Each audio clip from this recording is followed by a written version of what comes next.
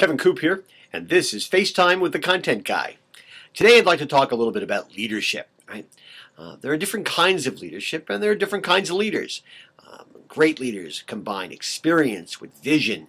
And they're the kind of people we want to follow anywhere, right? Even into the valley of death. Okay.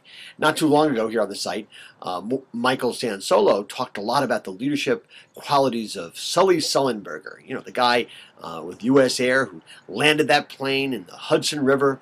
The plane was crippled, landed it safely, got everybody off the plane. Nobody was hurt. You know, total hero. Unbelievable leadership qualities. We want to be just like him. Okay? And he's a name that we're all going to be very familiar with.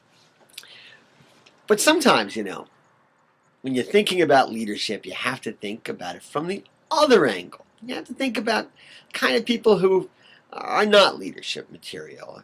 People you wouldn't follow around the corner, much less into the valley of death.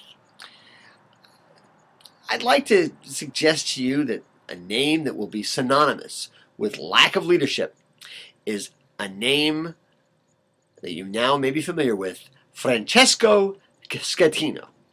Francesco Schettino, who was the captain of this Italian cruise ship, right, that went aground, okay, and people have died. It's leaking oil. It's an environmental disaster. It's a human disaster. Francesco Schettino was the captain of this ship. And the thing about Francesco Schettino is that Francesco Schettino got off the ship before 300 of his passengers. He got off the ship. Not only is Francesco Schettino no Sully Sullenberger, Francesco Schettino isn't even Edward Smith, and Edward Smith was the captain of the Titanic. What do we know about this guy? Well, let's see. This clown may have actually run the ship aground because he was showing off. Okay, we know that. We know that the Coast Guard pled with him to get back on the ship. And he said, I won't do it. I can't go on. It's dark there. You can't see anything. It's dark. The people on the ship can't see anything either. We know that now he's saying that, well, he didn't get off the ship on purpose. He fell into a lifeboat and couldn't get back on. Is there anybody who believes this? No. And then what's the other thing I read? Oh, yeah. There was apparently a report that when he got in a cab to go to a hotel, right, he asked the cab driver where he can get dry socks. This is unbelievable.